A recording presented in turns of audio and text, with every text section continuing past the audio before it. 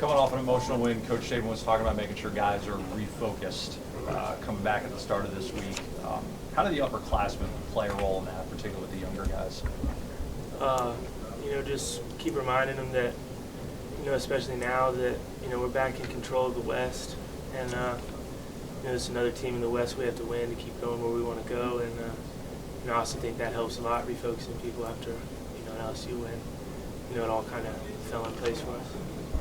Maturity level is something Nick Saban talks about all the time. It's something he wants to see from you guys.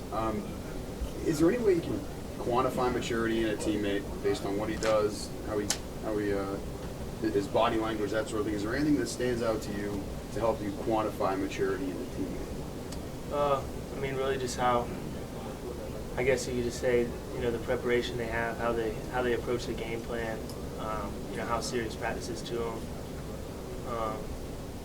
When we go into Friday and we're doing our walkthroughs and going to the hotel, them kind of, knowing this is like a business-like environment and we're going to do something, that's like a job.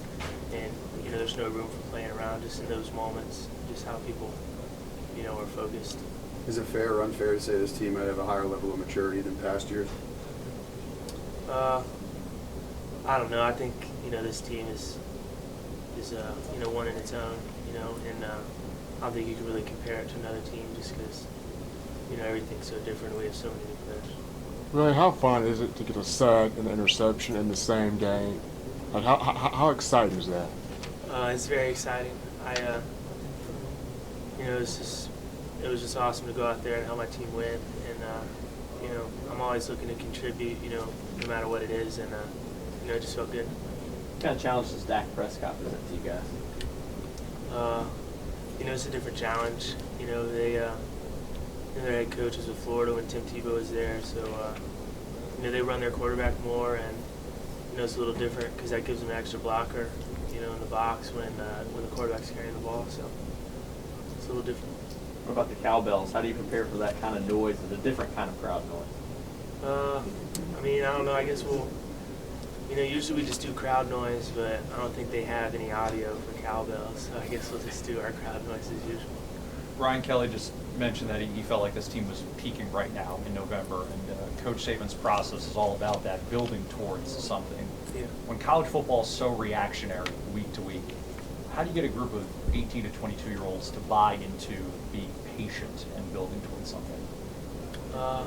I guess, because Coach Saban, I guess you just look at his resume and the teams he's had, and,